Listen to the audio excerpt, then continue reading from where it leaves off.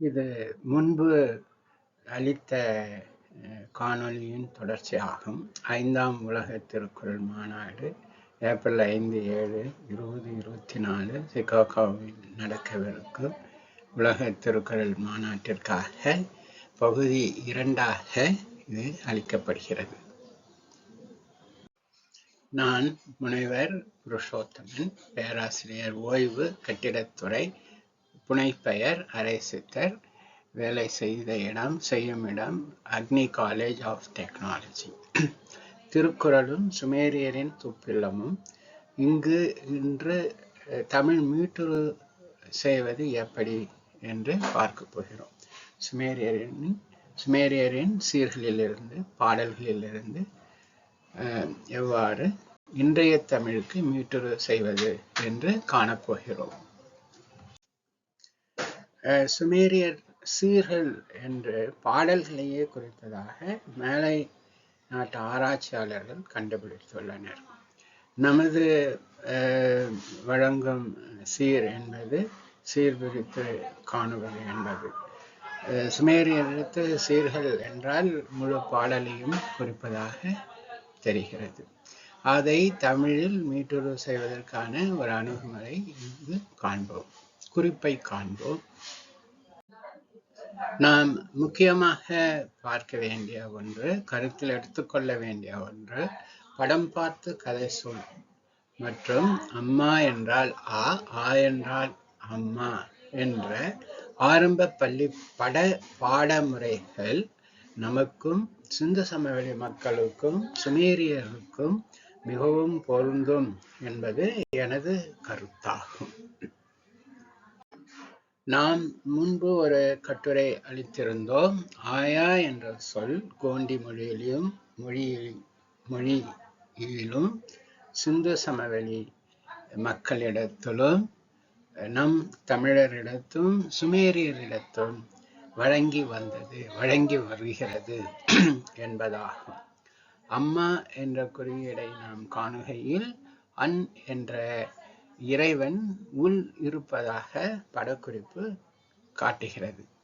அத்துடன் சில வார்ப்புகளை காணும் பொழுது அம்மா என்ற ஒரு வடிவம் சிறப்பாகவே அமைந்துள்ளது.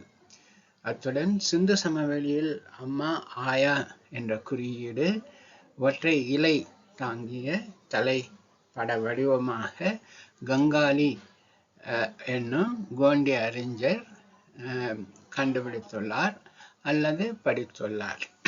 அதையும் நாம் கவனத்தில் எடுத்துக்கொள்ள வேண்டும். சுமேரியரின் ஆரம்ப பாடமும் படையெழுத்துத்தான் என்ற குறிப்பை நான் முன்வைக்கின்றேன். முக்கியமாக கிராமர் என்ற மேலை நாட்டறிஞர் தன் புத்தகத்தில் இணைப்பில் 2 பக்க பட எழுத்துக்களையும் அதன் விளக்கங்களையும் அளித்துள்ளார். அத்துடன் 3000 BC முதல் 1000 BC வரை எழுத்து வடிவம் மாறிய விதத்தையும் அளித்துள்ளார். இங்கு படையெழுத்து, அதன் பொருள், அதன் ஒலிப்பு என கொடுக்கப்பட்டுள்ளது. அவற்றை நாம் காணுகையில் அவை தமிழே என்று நாம் எளிதில் புரிந்து கொள்ளலாம். ஓரிரு படையெழுத்துக்களின் ஒலிப்புகளை கொண்டு அவை என்ன என்று தெரியாத நிலையும் உண்டு. முக்கியமாக இந்த ஒரு பறவை மூசன் என்ற ஒரு படையெழுத்தாகும். மூசன் பறவை என்பதை நாம் மூசு வண்டு என்று நமது சங்க இலக்கியங்களில் காணுகிறோம். ஆக தமிழ் அறிஞர்கள் இவற்றை காணுகையில் மொத்த படையெழுத்துக்களையும் ஆரம்பகால படையெழுத்துக்களையும் காணுகையில் முழு தமிழ் வடிவத்தையும் அவர்கள் கொண்டு வர இயலும் என்ற குறிப்பை நான் முன்வைக்கின்றேன். நாம் முன்பே சொல்லியிருந்தோம், 2 கோடுகள் வளைந்து ஆறு ஓடுவது போல் அல்லது சாலை இருப்பது போல் காட்டப்படும் ஒரு படமானது ஆறு என்றும் ஐயா என்றும் சுமேரியர் குறித்திருந்தனர். அந்த படத்தை இங்கு காணலாம். இது அவர் கிராமர் அறிஞர் கொடுத்த வகையிலும் காண கிடைக்கின்றது.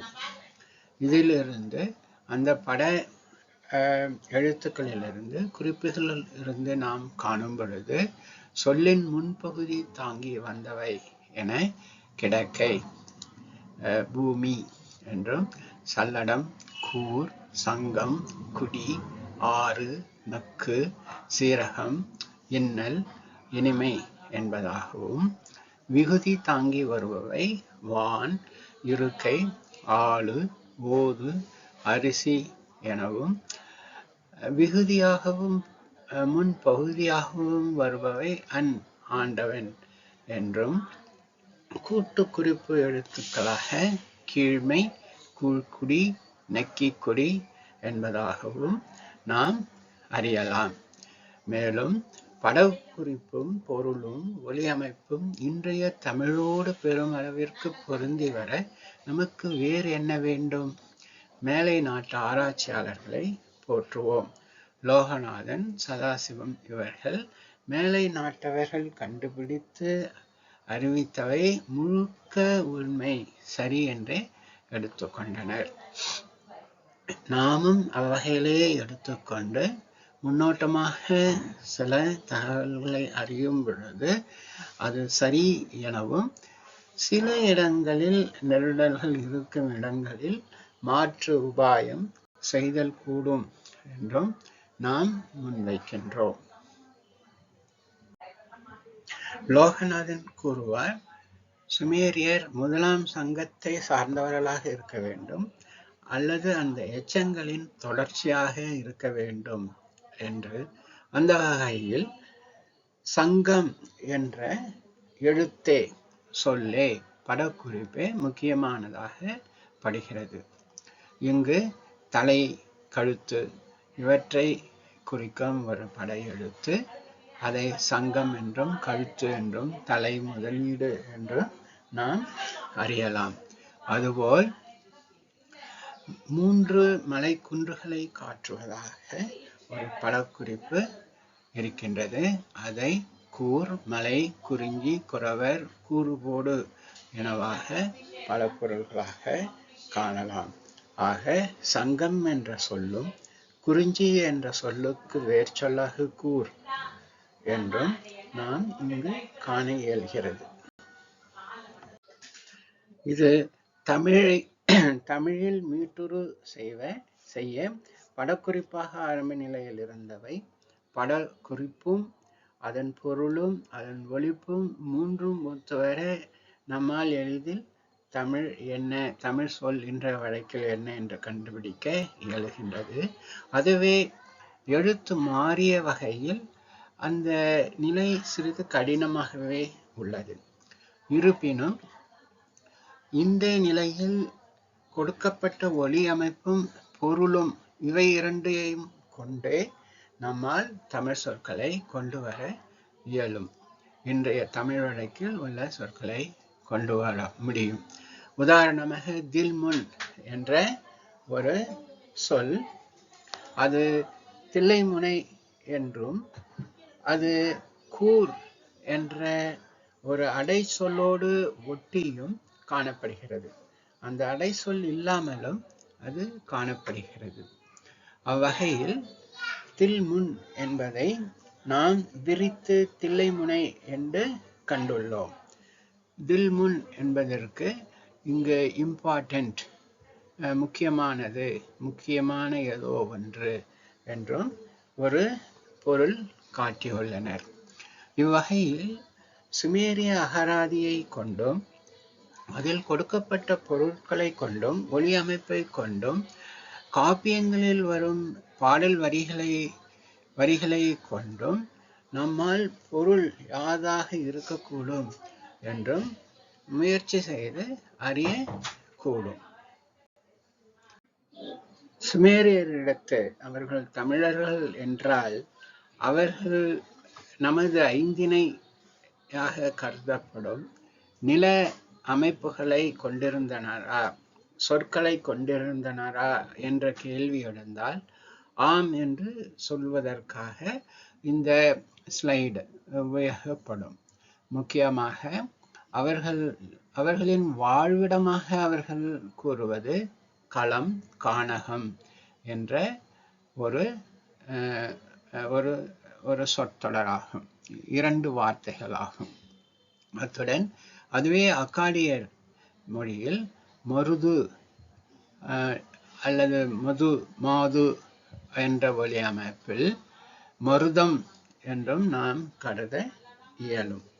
அத்துடன் விவசாய நிலம் சார்ந்த ஒரு பகுதியை காடு என்று குறித்ததாகவும் நாம் காணலாம். அதே வகையில் மற்றுமொரு விவசாய நில வகையை கீழ்முன்கழி கசி என்று கூறியதாகவும் நாம் காணலாம். முன்பே நாம் கண்டோம், கூர் என்றால் மலை.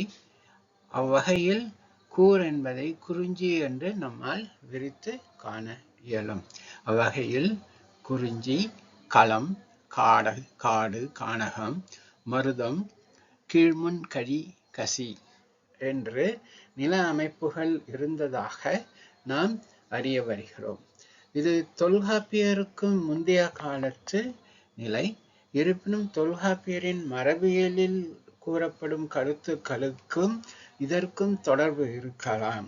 இதிலிருந்து வளர்ந்ததாக இருக்கலாம், அல்லது தனித்தன்மையோடு தமிழ்நாட்டு பகுதிகளில் தனியாக வளர்ந்து இங்கிருந்து அங்கு சென்ற மக்கள் தொடர்ந்து அந்த பாகுபாடை அங்கு வைத்திருந்தனர் என்றும் கருதலாம்.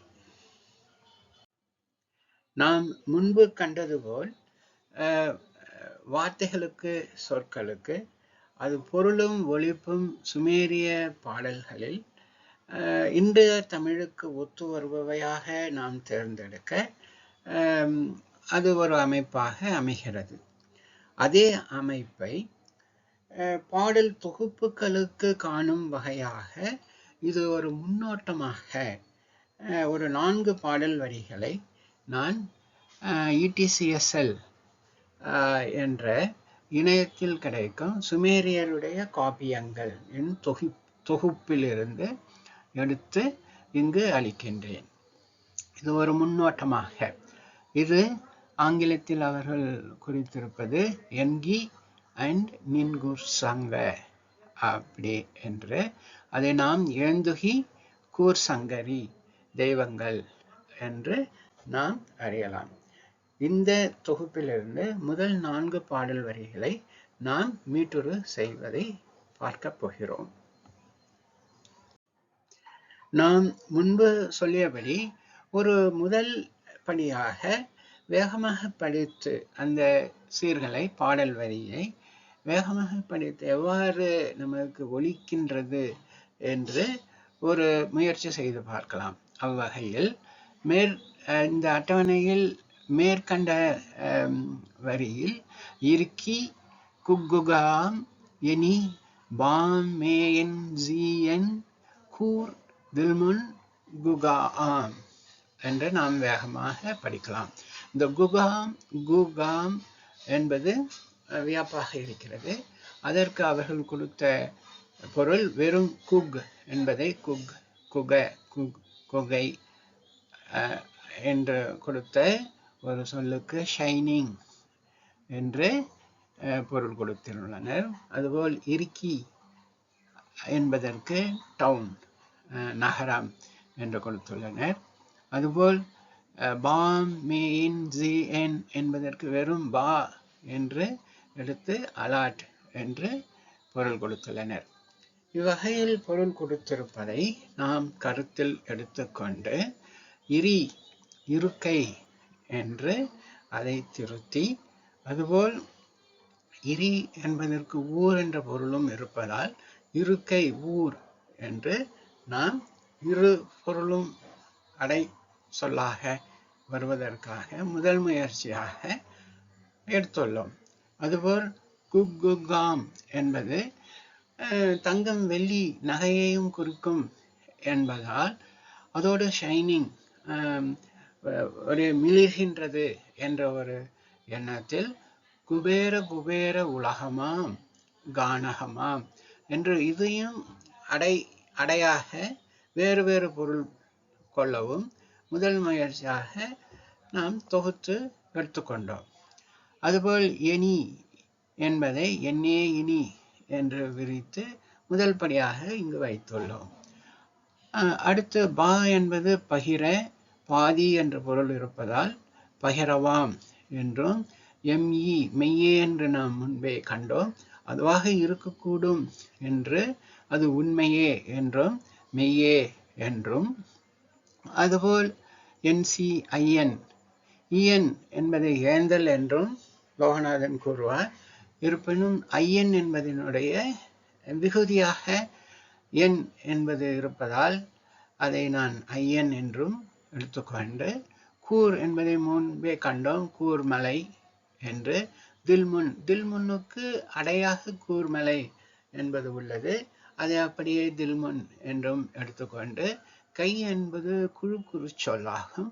அதாவது இந்த பொருளானது, இந்த சொல்லானது இடத்தை சார்ந்து வருகின்ற சொல் என்பது தொல்காப்பியரும் இளமை கருதி வரும் சொற்கள் என்று, விலங்குகள் சார்ந்து வரும் சொற்கள் என்று வகை தொகை செய்து அளித்திருப்பது போல், இந்த சுமேரியரிடத்தும் கை கூ ஜிஸ் என்பது போல் குழு குறி சொற்களாக, குழுவில் அடங்கும் சொற்களாக டிட்டர்மினிஸ்டிக் என்ற வகையில் அவர்கள் அளித்துள்ளனர்.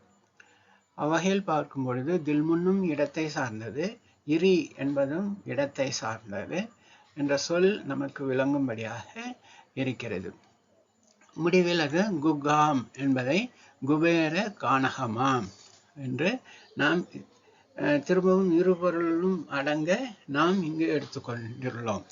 இருப்பினும் இது முழுக்க வகையில் காணும் பொழுது இது நமக்கு ஒரு வண்ணத்தை காட்டுகிறது, ஒரு எண்ணத்தை காட்டுகிறது, ஒரு குறிப்பை காட்டுகிறது. அது என்னவாக இருக்கும் என்றால், இது ஒரு வளமான பகுதி, பகிர, இவற்றை பகிர வேண்டும் என்ற ஒரு எண்ணத்தில் முதல் பாடல் வரி அமைவதாக நாம் எடுத்துக்கொள்ளலாம். இது முதல் முயற்சி. இது சரியோ தவறோ என்று பொருள் அல்ல.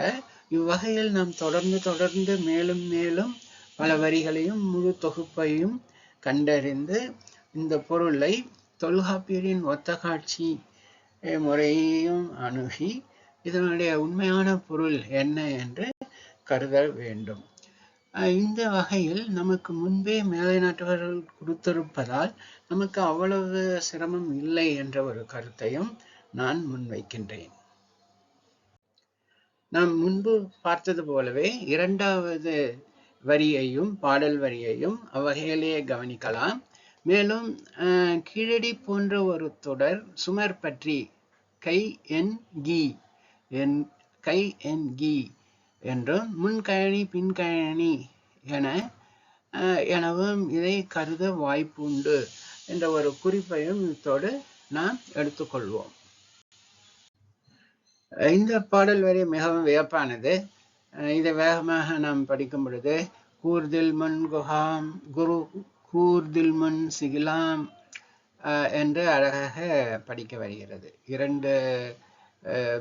இரண்டு அடிகள் சேர்ந்த ஓர் பாடல் வரியாக இது அமைகிறது.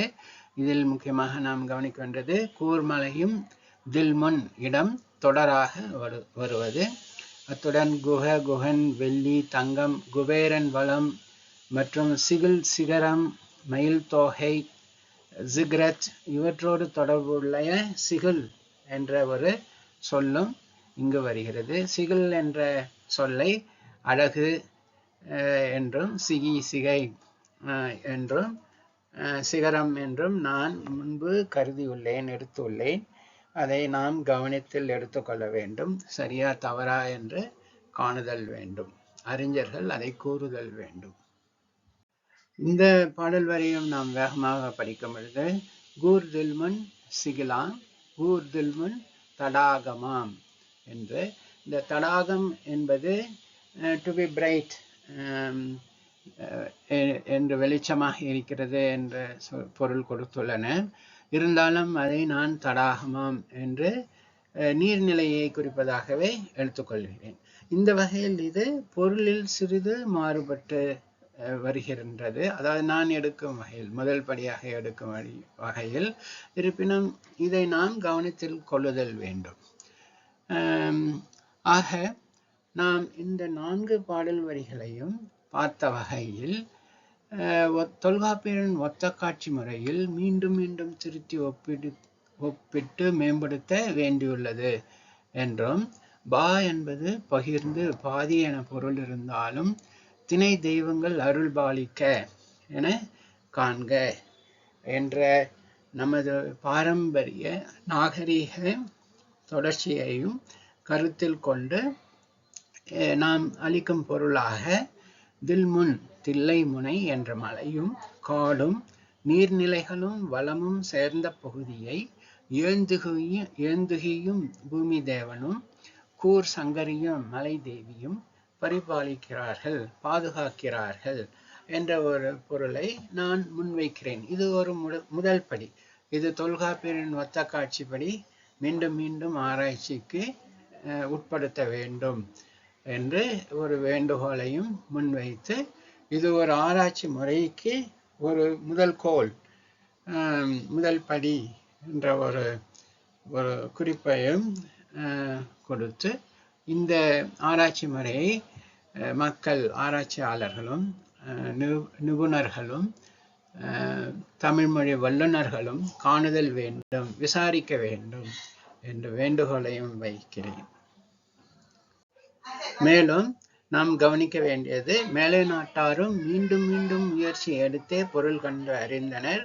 நாம் அவர்கள் எடுத்த கலை சொற்களையும் கொடுக்கும் பொருளையும் காணும் பொழுது அவர்களும் யூகித்து பொருள் அளித்துள்ளனர் என்பதையும் நாம் கருத்தில் எடுத்துக்கொள்ள வேண்டும்.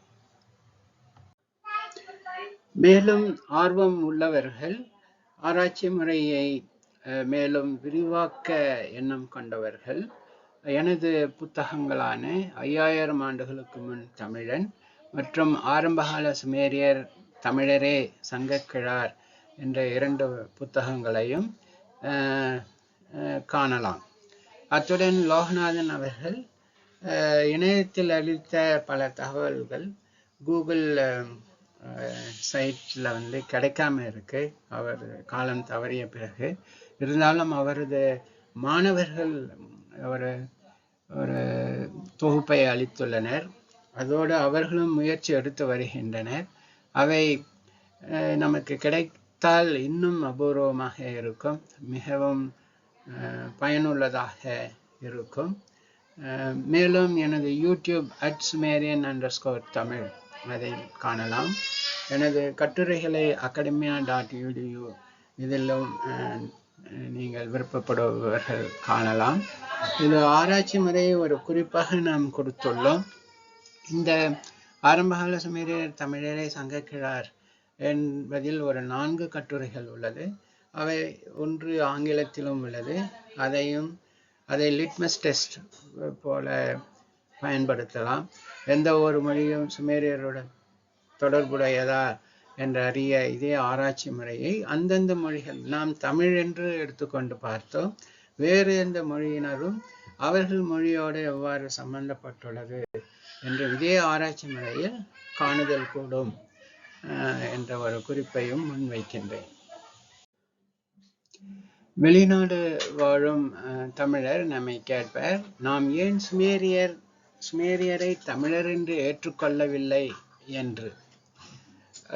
அதனுடைய ஒரு தாக்கத்தில்தான் நான் சுமேரியரை பற்றி ஆராய விழைந்தேன். அது ஒரு காரணம். மேலும் சமீபத்தில் புத்தகமாக வெளியிட்டது ஒரு மகிழ்ச்சியை கொடுக்கின்றது. இன்றும் தமிழ்நாட்டில் பலர் அந்த புத்தகத்தை 5000 ஆண்டுகளுக்கு முன் தமிழன் என்ற புத்தகத்தை வரவேற்றுள்ளனர். அது மகிழ்ச்சியை அளிக்கின்றது. அதை தொடர்ந்து கீழடியையும் தொடர்ந்து இந்த தமிழ் 5000 ஆண்டுகளுக்கு முன் என்று நம் தமிழ்நாட்டு மக்கள் பேச ஆரம்பித்து விட்டனர். அதுவும் மகிழ்ச்சியை அளிக்கின்றது. மேலும் இரும்பு 7000 ஆண்டுகளுக்கு முன்னே தமிழர் பயன்படுத்தினர் எனவும் ஆர்கியாலஜிக்கல் அகழ்வாராய்ச்சிகள் முடிவுகள் வருகின்றன. அதுவும் வரவேற்கத்தக்கது. இந்த இடத்தில் சுமேரியர் இரும்பை வன்பாறை என்றனர் என்று நான் உங்களுக்கு ஒரு குறிப்பை அளிக்க விழைகிறேன். அவர்கள் அன்பாறை என்று நாம் சுமேரிய அகராதியில் பார்க்கலாம். அன் என்பதற்கு முன்கூட்டி கூட்டி வன் என்று நான் அதை எடுத்துக்கொண்டுள்ளேன். இவ்வாறு சொற்கள் சில திரிபடைந்துள்ளதை நாம் கவனத்தில் எடுத்துக்கொள்ள வேண்டும். ஏனென்றால் 5000 ஆண்டுகளுக்கு முன் வழங்கிய ஒரு மொழி, அந்த பகுதியில் வழங்கிய மொழி இறந்துவிட்டது என்றும் யாரும் பேசவில்லை என்றும் சொல்லி அவர்கள் கண்டுபிடித்த சொற்களை வேறு வகையில் சரிபார்க்க இயலவில்லை என்ற ஒரு கருத்தை நான் முன்வைக்கின்றேன். அதற்கான ஒரு ஏற்பாடாக இன்றைய தமிழ் நன்கு அமையும் என்று அந்த குறிப்போடு third party external validation is obtained in the form of present Tamil என்று, அதாவது இன்றைய தமிழ்தான் அதற்கு ஒரு விடையாக அமைகிறது என்ற ஒரு குறிப்பை மேலை நாட்டவருக்கும் நமது தமிழ் அறிஞர்களுக்கும் சான்றோர்களுக்கும் நான் முன்வைக்கின்றேன். அத்துடன் தொல்காப்பியத்தின் தேடலும் அதிகரித்து விட்டது என்ற ஒரு எண்ணமும் எனக்கு ஏற்பட்டுள்ளது. மேலும் தமிழ் மொழி வளம், பயன்பாடு, சிந்தனையும் கூடி வருகிறது. மேலும் கடல் ஓடிய தமிழர் தமிழை ஆதரிப்பது போல் வேறு எவரும் இல்லை என்ற ஒரு கருத்தையும் நான் முன்வைக்கின்றேன். ஏனால் நானும் 2-3 வருடங்கள் வெளிநாட்டில் வாழ்ந்துள்ளேன். நாம் தமிழ் எப்பொழுது கேட்போம் என்று ஒரே ஆவலில் இருப்போம்.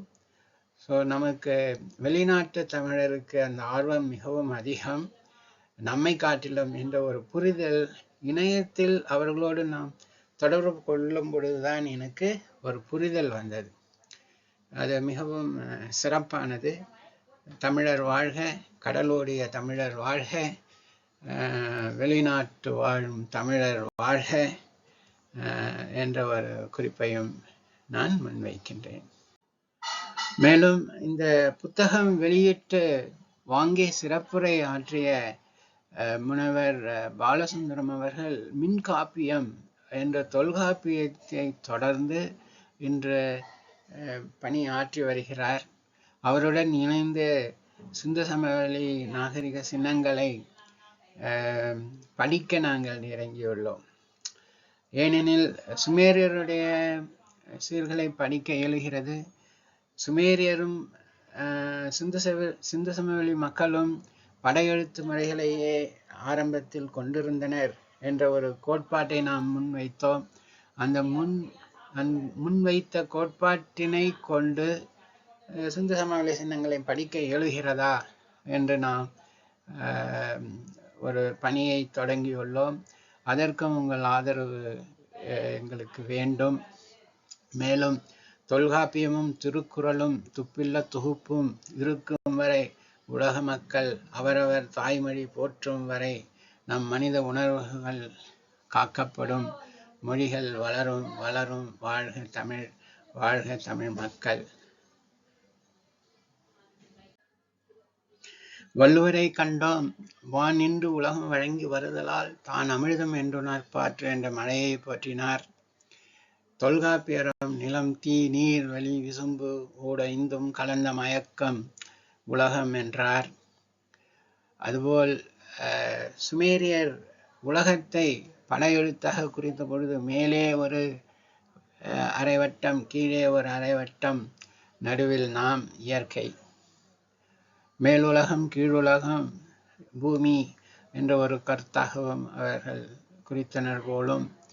அதுபோல் சிந்து சமவெளியில் ஒரு சின்னத்தை கங்காளி அவர்கள் படித்த நிலையின் சில குறிப்புகளை கொண்டு நாம் அதை ஒரு மழைநீர் சேகரிப்பு திட்டமாக அன்றைய காலத்தில் இருந்த ஒரு இளைஞன் பாடுவதாக அந்த படக்குறிப்பு இருப்பதாக நாம் அதை கண்டோம்.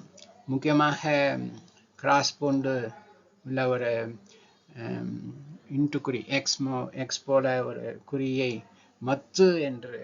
மத்தும் காற்றும் என்று கங்காளி அவர்கள் அதற்கு பொருள் கொடுத்துள்ளார். அதுவே அதை ஒரு கவித்துவ நயத்தோடு இருப்பதாகவும் அத்தோடு அடுத்ததுக்கு கால்வாய் என்று பொருள் கொடுத்துள்ளார். ஆக வானத்தில் உள்ள மேகங்கள் காற்றினால் மத்துக்கடை பெற்று மழைநீர் விழுவதாக ஒரு ஒரு கவித்துவ காட்சி அமைவதாக அது எனக்கு தெரிந்தது. அந்த வகையில் அதை பாடலாக காற்று மத்து கடைய நீர் வாய்க்காலில் ஓட ஆந்தி அங்கு நீர் தேங்க அக்காமார்கள் நடந்து நீர்க்குடம் எடுக்க என்னே அந்நாள் என்று வியப்பதாக சிந்துவெளி இளைஞன் ஒருவன் அல்லது ஒரு இளம் பெண் எழுதியதாக இந்த பாடல் நமக்கு அறிய வருகிறேன். இது சுமேரியருடைய ஆ கூட்டல் அன் என்பது மழை என்றதன் ஒரு கவித்துவ நயத்தோடு இது இருப்பதாக நான் உங்களுக்கு முன்வைக்கின்றேன். மேலும் ஆராயக்கூடியது. ஆக உலக நீர் வளம் போற்றி, உழவு தொழில் போற்றி, மொழி வளம் போற்றி, நன்றி கூறி விடைபெறுகிறேன். விடை மேலும் தேட நன்றி. வாய்ப்பு கொடுத்தமைக்கு நன்றி. வணக்கம்.